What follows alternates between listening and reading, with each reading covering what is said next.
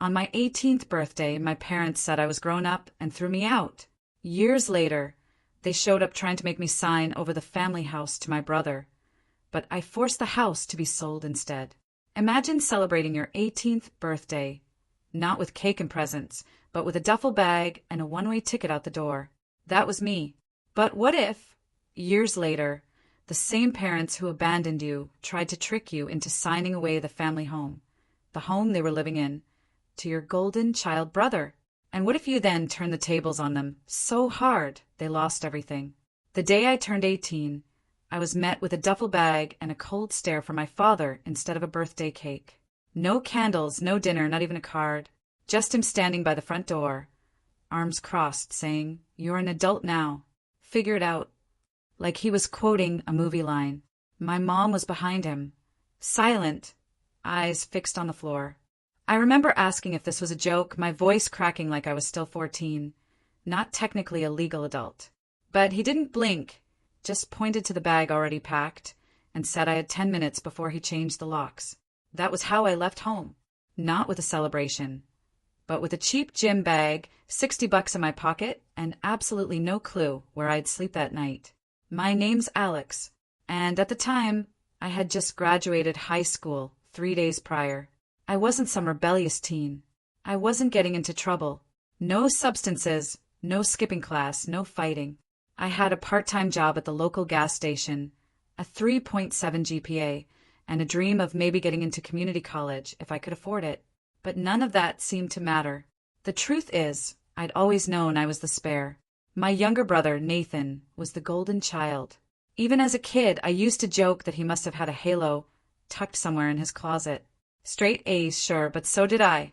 But when he did it, it was brilliant. When I did, it was expected. He'd crash his bike and get a brand new replacement the next day. I'd break a shoelace and get blamed for not taking care of my things. Nathan was 2 years younger, but they treated him like the heir to a throne I didn't even know existed. He got braces, tennis lessons. I got a used pair of sneakers and silence. Every time I asked why things were so different between us, my dad would just say, "Don't be dramatic, Alex. Life's not fair." And that was the end of the conversation. Always. I learned early not to push too hard. So I kept my head down, worked my shifts, did my homework, and told myself that once I turned 18, I'd leave on my own terms. But I guess they beat me to it. The first week out of that house was brutal.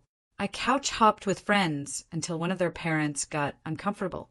I slept in the break room at work one night when it was raining too hard to walk the streets. Eventually, I found a dingy room in a shared house with 3 strangers, one of whom sold weed out of the living room, another who blasted music at 3 a.m., and the third who barely spoke English but always smiled and offered me instant noodles. That man, Jackie, was more family than my parents had ever been. It took me 4 years to get on my feet. I worked every job I could: cashier, delivery driver, late-night janitor at a mall where the air always smelled like expired popcorn. I studied on breaks, took online classes, and eventually earned a degree in IT. It wasn't glamorous, but it was mine. No help from my parents, no trust fund, no secret savings account. Just me, a busted laptop, and sheer stubbornness. By the time I hit 26, I was living in a clean, 1-bedroom apartment in a decent neighborhood. I had a car that ran, a job that paid well, and for the first time in my life, a sense of peace. Not happiness exactly. That came later. But peace. I didn't think about my family much. I didn't visit, didn't call. I wasn't bitter, at least not consciously. I just figured if I wasn't good enough for them, then I sure as heck wasn't going to beg now. And then one Sunday morning, everything shifted again. It started with a knock. I was in sweats, just about to start some laundry when I heard it. 3 sharp knocks, too firm to be friendly. I peeked through the peephole and froze. My mom. Behind her, slightly out of view, was my dad, arms crossed in that same posture I remembered from the day they kicked me out. My first thought wasn't, why are they here? It was, how do they even know where I live? I opened the door but didn't step aside. "Alex," my mom started, all breathy and wide-eyed like this was some long-lost reunion. "You look grown." "I am grown," I replied flatly. "What do you want?" My dad cut in.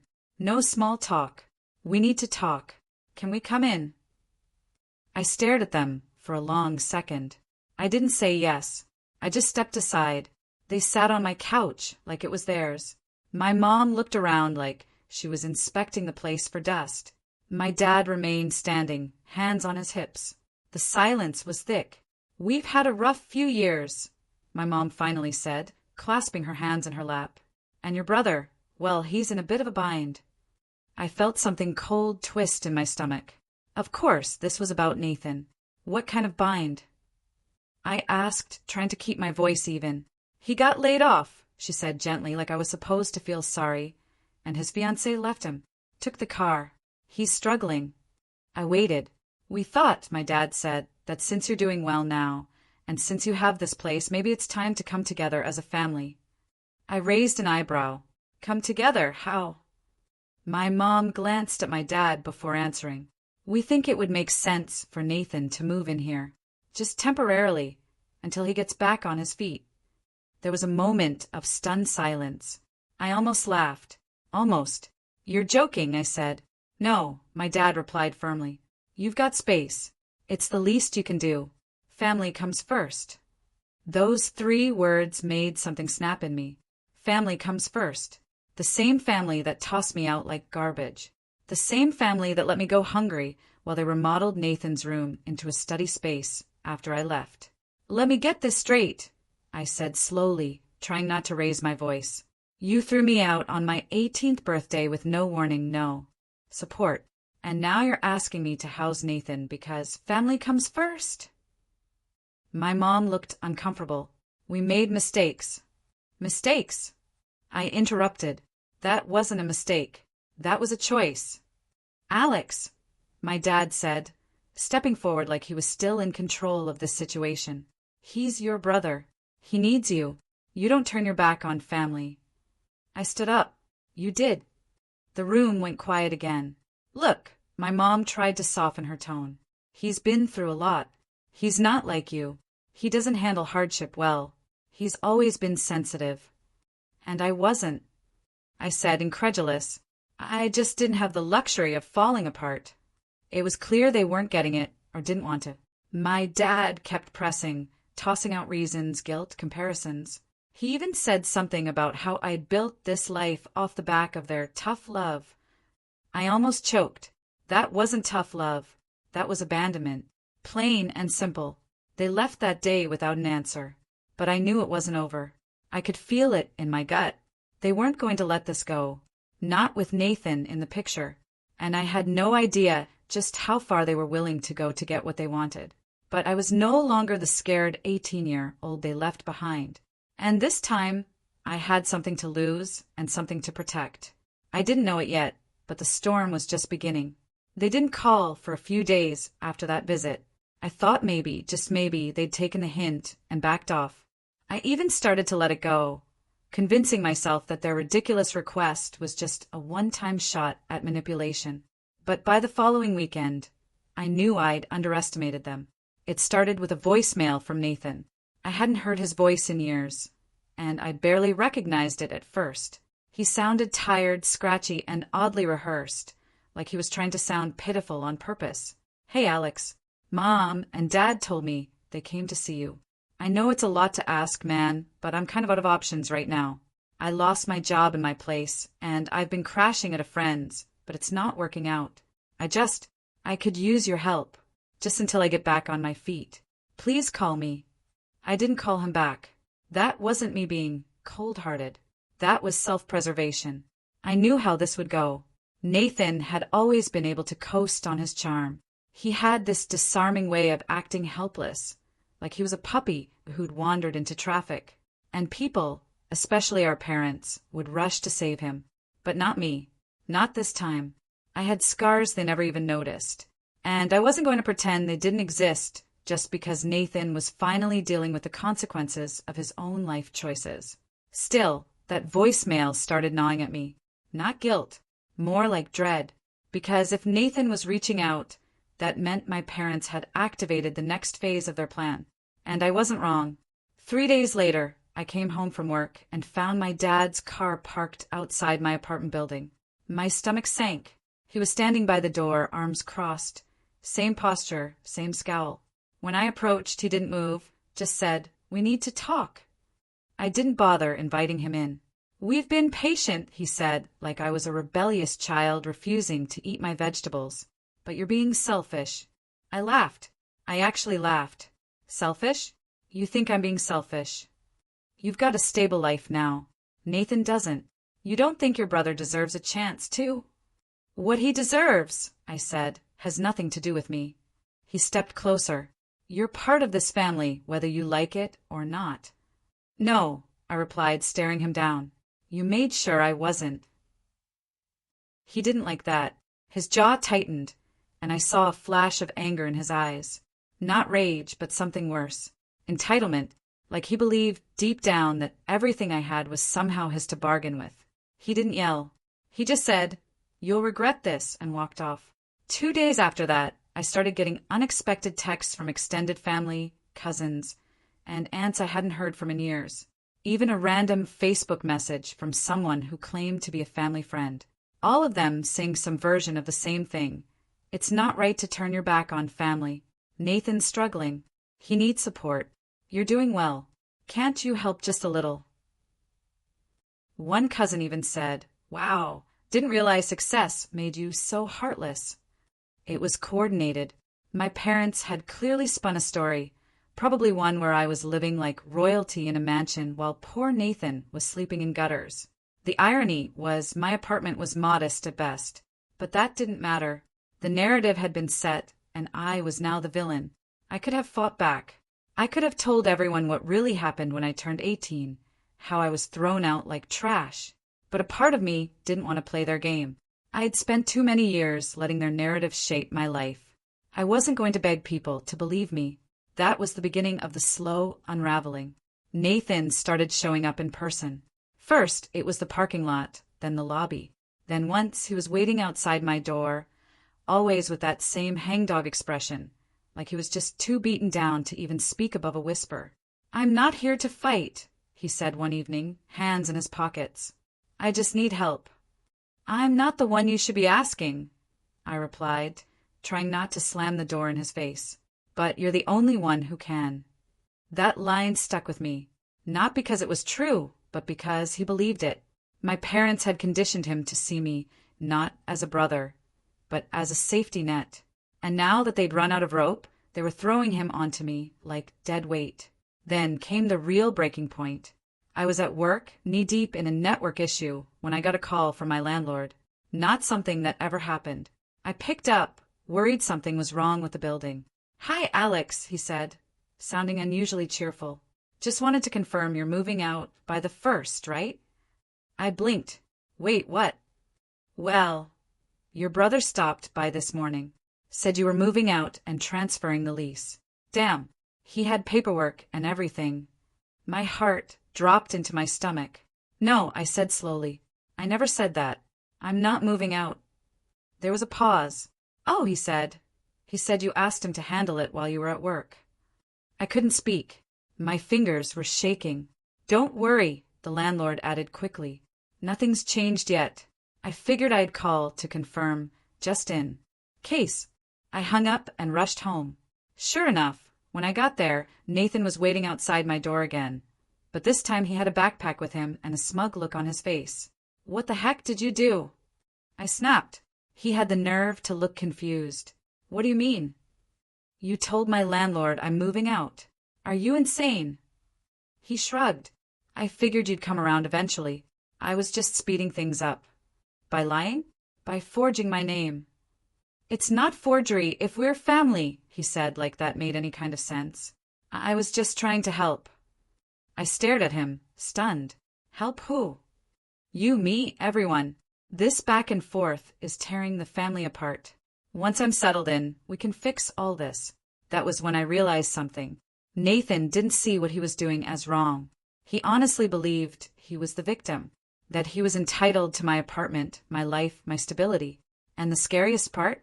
He didn't even see me as a person. I was just the next stepping stone.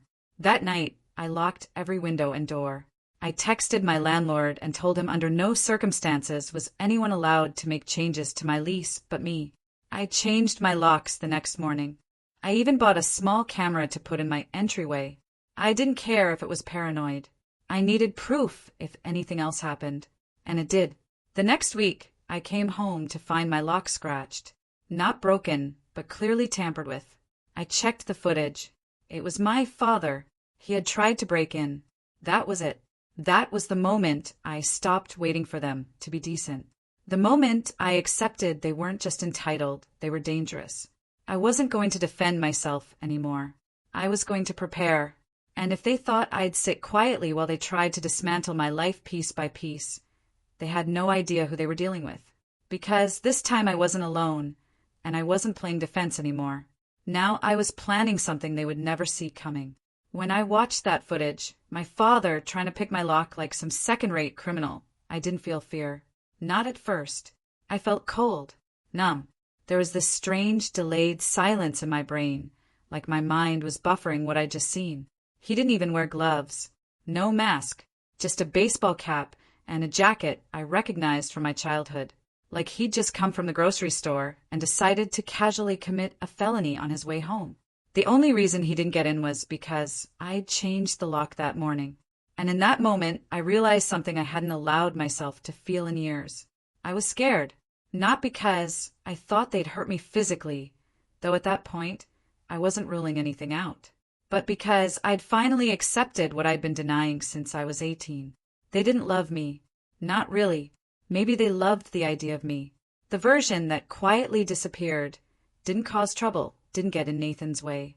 But me, the version who survived without them, who dared to say no. That person was a threat, an obstacle, and obstacles got moved. I sent the footage to my landlord immediately, told him I was considering filing a police report. He was sympathetic, a little stunned, but also nervous. Said if I felt unsafe, maybe I should think about moving. I knew he meant well, but I couldn't help feeling like I was being punished for my father's actions. Again, the next few weeks were a blur. I didn't sleep well. Every time I passed a window, I checked for shadows. I stopped wearing headphones on my way home. I even started carrying pepper spray, and I hated that. Hated what it meant. That I wasn't safe. Not from strangers, but from my own family. That's what broke me. It wasn't the messages from extended relatives. It wasn't Nathan's fake lease paperwork. It wasn't even my father trying to break in. It was the realization that if something had happened, if I hadn't changed that lock, if I had come home 10 minutes earlier, there would be no justice, no support. No one in my family would have believed me. In fact, they probably would have blamed me for overreacting. Again, that's when I hit bottom. I called in sick for the first time in years. Didn't leave the apartment for 3 straight days. Didn't answer texts. I canceled every plan. Let the dishes pile up. Turned off my phone at night, just so I could feel what silence felt like again. I sat on the couch, replaying that video on loop until the battery drained. My own father, hands shaking, eyes darting like a stranger. I remember crying once, just once, during that stretch. Not loud or messy, just sitting on the bathroom floor, holding a towel, feeling every ounce of strength leak out of me like air from a popped balloon. I wasn't sobbing. I wasn't even angry. I was just tired. Tired of fighting for space that should have been mine to begin with. Tired of pretending I was fine. Tired of building and rebuilding when no one ever even saw the foundation. But somewhere in that quiet, something shifted. I don't know what exactly triggered it. Maybe it was seeing how far they were willing to go. Or maybe it was finally admitting how badly I'd been hurt. But for the first time in years, I stopped reacting and I started planning. First, I pulled all my security footage from the last month. I archived everything, created backups, uploaded the files to cloud storage with passwords. I documented every interaction. The voicemail, the text messages, even screenshots of Facebook comments from distant relatives parroting the same guilt trip language. I turned my apartment into a case file. Then I started locking down my life. I changed every password, set up 2-factor authentication on every account. I called my credit card companies, placed fraud alerts on my credit profile, and even pulled my credit report just to check. Nothing suspicious yet, but I wasn't going to wait. Next, I told my boss everything. Not the whole story, but enough. I told him I was dealing with a family situation. There might be people trying to contact me or show up at the office. To my surprise, he was incredibly supportive, gave me a few days off to take care of what matters, and even offered to forward any unknown callers straight to voicemail. Funny how strangers show more grace than family. I used those days to meet with a lawyer. Found her through a friend of a friend, a quiet, serious woman named Jordan, who listened without flinching. I laid out everything. The eviction at 18, the sudden reappearance, the manipulation, the attempted lease fraud, the break-in, the surveillance footage, the paper trail. She didn't interrupt. She didn't act shocked. When I finished, she leaned forward and said, "You have grounds for a restraining order and maybe more, depending on how far this goes." For the first time in weeks, I exhaled. That conversation sparked something in me I hadn't felt since I was a teenager. Control. Not revenge, not yet, but power. And that was enough to start healing. In the following months, I shifted my focus inward. I enrolled in a certification course I'd been putting off for years. Something about cloud infrastructure and data security. Boring to most, but to me it was a ladder. Every night I came home, made dinner, and studied. No distractions, no drama, just progress. I started seeing a therapist, too. Just once a week at first, then twice. Her name was Elena, and she didn't coddle me. She called out my avoidance. She gently pointed out my patterns. She helped me realize I wasn't broken. I'd just been surviving on autopilot for so long. I didn't know how to feel safe, even when I was safe. One session, I told her I didn't think I'd ever fully trust anyone again. She said, "Maybe you don't have to. Maybe it's not about trusting everyone, just learning how to trust yourself, not to let them get too close." That stuck with me. Over time, I made new friends, real ones, people who didn't want anything from me. I joined a running group, which if you knew me, would sound hilarious, and somehow sweating alongside strangers made me feel human again. I even started dating casually. Nothing serious, but I smiled more, laughed even. Sometimes I caught myself walking around my apartment, just content. I hadn't felt that in a decade, but that peace came with clarity, because even though I was rebuilding piece by piece, breath by breath, I hadn't forgotten. They were still out there, still lying, still twisting my story into something unrecognizable.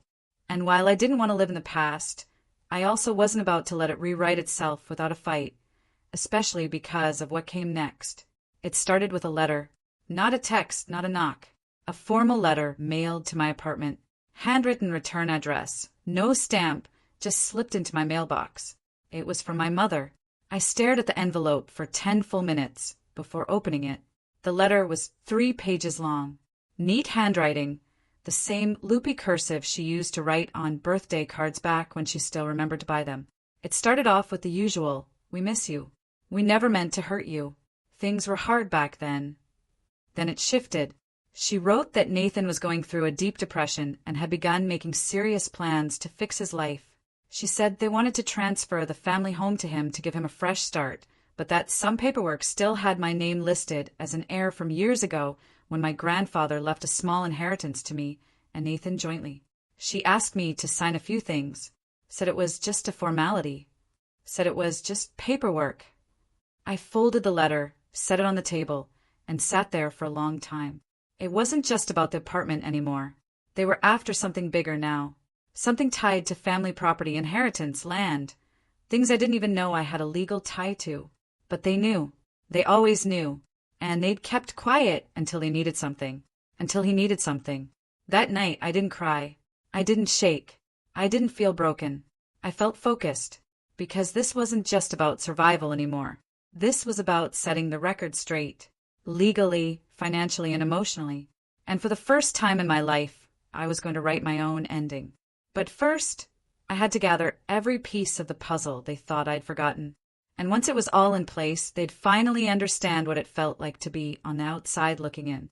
By the time I finished reading my mother's letter for the 3rd time, I wasn't just suspicious. I was certain they were trying to erase me. Not metaphorically, legally. Quietly, permanently. The wording wasn't angry or threatening. That's what made it worse. It was sanitized, coated in that fake kindness they used to use when I was a kid, asking why Nathan got dessert and I didn't. It's not about fairness, sweetie. It's about what's best for everyone. Only this time, it wasn't about dessert. It was about the family home. A house I hadn't thought about in years. I don't know if you've ever had to dig through the legal graveyard of your own childhood, but it's a strange experience. I started by emailing Jordan, my lawyer, and sent her the letter. Her reply came within the hour. If they're asking you to sign anything related to your grandfather's will, don't. Not yet. Let's pull the documents first and see what they're trying to override. That was the spark. She filed a request for the original estate documentation the next morning. While we waited, I started doing what I do best, documenting. I created a digital folder titled Operation Cleanup, because humor helped keep the fury from boiling over. I went through every piece of communication, texts, voicemails, letters, and created a timeline. I also started writing a personal statement just to keep my thoughts in order. That process? It was unexpectedly cathartic. Writing everything down, I started noticing things I'd missed in the moment, like how each reaching out moment for my family had a purpose. Not connection, not reconciliation, just extraction. They only ever contacted me when they needed something. The groceries when I was 14 and Dad forgot his wallet? That turned into a "you owe us for raising you" argument by dinner. The time I gave Nathan my laptop when his broke in high school turned into him telling everyone I was so generous, while our parents acted like it was a birthday gift they gave him. Even now, after a decade of silence, they hadn't come back to apologize. They came back with a plan. Well, now I had one, too. 2 days later, Jordan called. "I've got something," she said, her voice low even though I was on speaker in my own apartment. "The inheritance." "Yep. Your grandfather left a joint trust. Split 50/50ths between you and Nathan. But here's the thing. The house your parents live in, it was never theirs to keep. It was bought under that trust. And your grandfather's instructions were explicit." "What kind of instructions?" I asked, heart hammering. "If the property is sold, proceeds must be split evenly. If it's kept, both heirs must consent to any transfer of title. They can't sign it over to Nathan without your permission." I sat in stunned silence. They'd been living there for over a decade. They must have known, or at least suspected, which meant this whole time they were hoping I'd either never find out or be naive enough to sign it away without asking questions. Jordan continued. "If you want, we can put a formal block on any attempts to transfer ownership, but it might alert them that you know." "No," I said slowly. "Let them think I'm still considering it. I want them to get comfortable." She was quiet for a second. "Alex, are you planning something?" "I'm planning to make sure they never try this again." The setup took weeks. Step 1 was information. I requested property tax records, deed history, and every document tied to the trust. Jordan handled most of the legal side, but I wanted to understand it. The more I read, the angrier I got. They'd manipulated loopholes, skirted co-ownership clauses, and basically lived off my inheritance while pretending it was their God-given right. Even their renovation permits listed Nathan's name as future beneficiary. Step 2 was silence. I didn't respond to the letter. I didn't call. I didn't push back. And that drove them nuts. A week later, I got a follow-up note from my mom. Shorter, more emotional, filled with underlined words like family and unity and legacy. There was even a little line at the end that made me laugh out loud.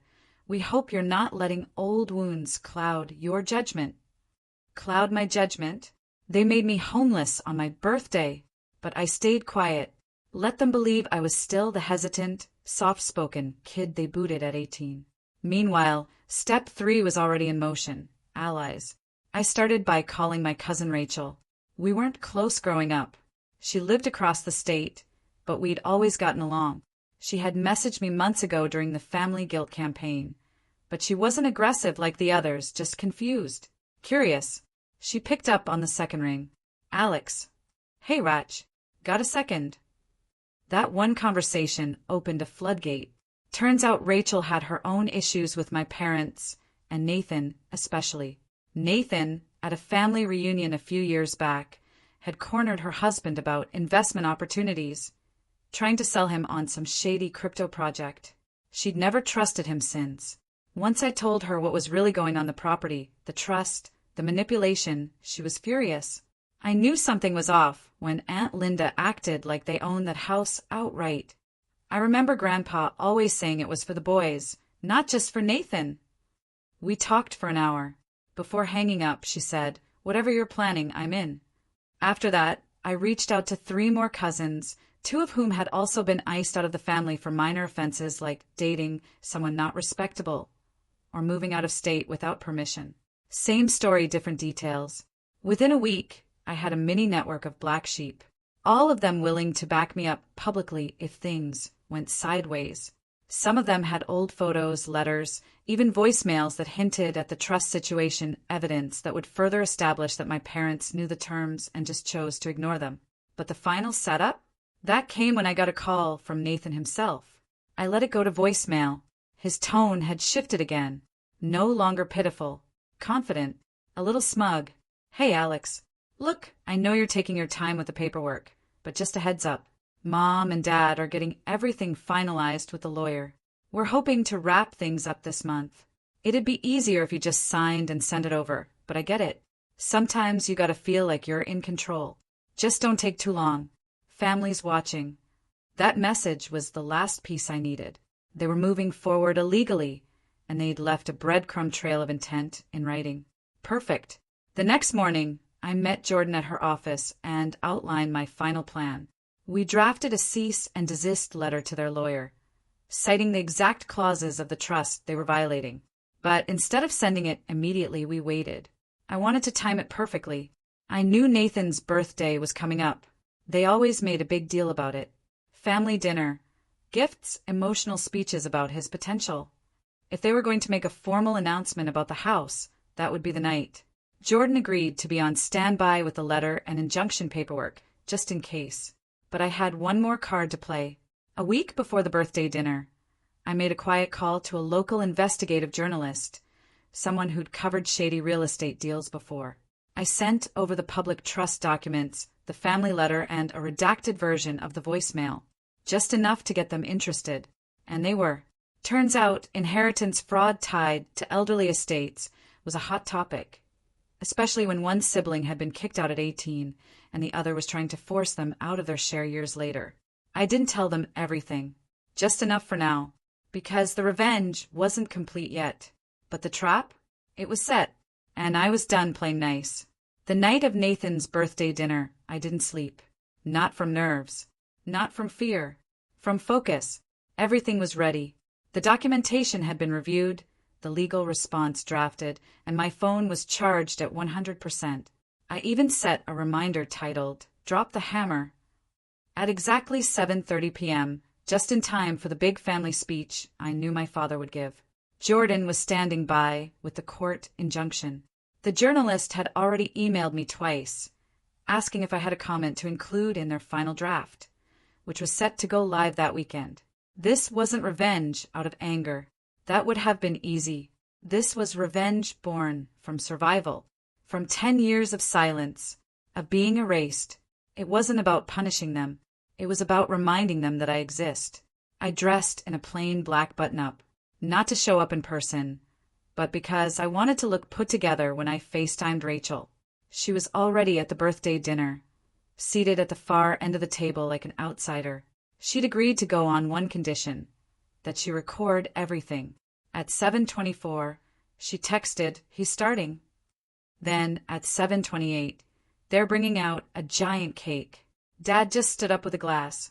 I opened my laptop, clicked into the shared drive folder I titled Inheritance Audit, and made sure everything was visible and time-stamped. Emails, voicemails, texts, copies of the trust, the letter from Mom, Nathan's smug voicemail, all of it. And then I waited. Rachel called me at 7:33. I answered immediately and saw her holding the camera low under the table. The video was shaky, but I could see the room, a backyard lit by string lights. Nathan at the head of a long outdoor table, wearing a polo shirt and a fake grin. My parents standing on either side of him, beaming like politicians. My dad raised a glass. "To Nathan," he said, loud enough for the recording to catch everything. Who's always been the rock of this family, and who's finally ready to take on the responsibility of being homeowner of the family house? There were polite claps. My mother wiped a fake tear. Rachel slowly tilted the camera up. I saw Nathan smile and lift his own glass. "I'm honored," he said.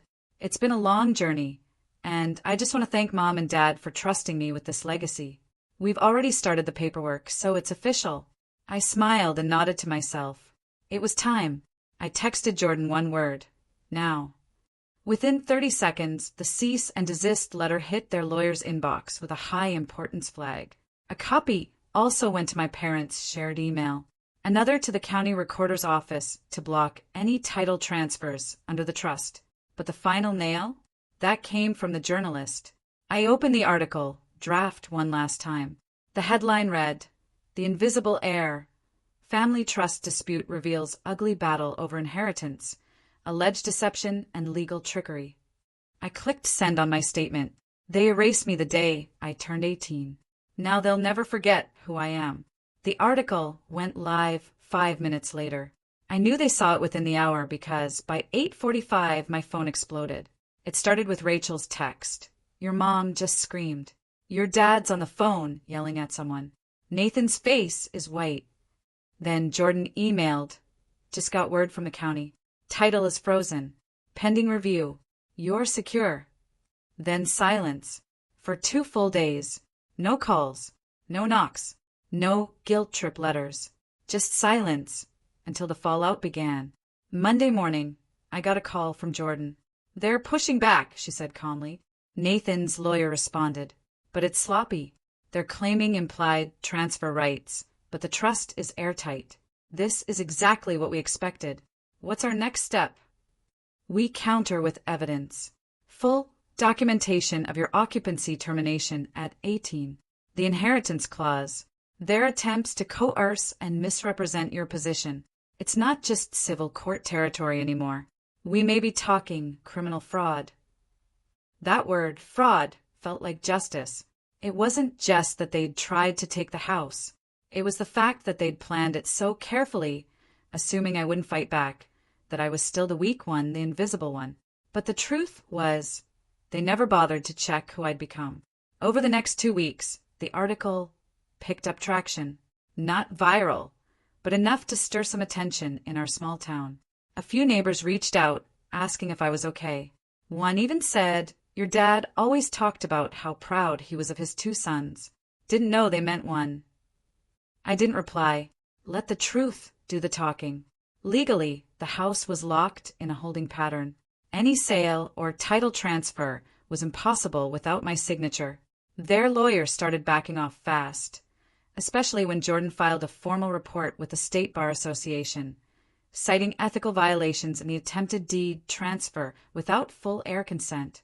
That got their attention. But the real fallout? It happened within the family. Word started to spread. Rachel told me that Aunt June confronted my parents at church and asked if the article was true, that she'd always wondered why I never came around anymore, that maybe they owed me more than a phone call. Then my cousin posted the article on Facebook with the caption, "Funny how some people forget who helped build the foundation when they're decorating the living room." One by one, the cracks deepened. My parents tried damage control. My mom sent a long email titled, "Our Side of the Story," claiming I was twisting facts, that they were just trying to do right by both sons. It was filled with passive-aggressive digs and fake apologies like, "We're sorry you feel wronged," and "You've always been too sensitive." I forwarded it to Jordan. She laughed and said, "This is gold. Keep everything." Then Nathan finally called me. I stared at the screen for a while before answering. He didn't say hello. He just said, "Why are you doing this?" I leaned back in my chair. "You mean defending what's mine? You're tearing the family apart." "No," I said. "I'm just refusing to let you steal from me. It was never about stealing. You lied to my landlord. You tried to take my lease. You forged paperwork. You went behind my back with the trust. What would you call it?" He didn't answer, so I kept going. "You let them throw me out when I was 18. You watched me disappear, and never once asked if I was okay. And now you want to pretend like this was all just a big misunderstanding. I was a kid, he snapped. So was I. The difference is I didn't have parents fighting for me. There was a long pause. Then, quietly, he said, "They're going to lose the house." I didn't say anything. Do you even care? I thought about how many nights I spent wondering why I wasn't enough. About the times I'd rehearsed family conversations in my head just to feel sane. About the empty birthdays, the lonely holidays, the silence that swallowed my 20s whole. No, I said finally. I care that they remember why. A month later, the final paperwork came through. The house was to be sold. Per the trust, I would receive half of the proceeds, over $180,000. My parents would need to vacate within 90 days. Jordan handled the logistics.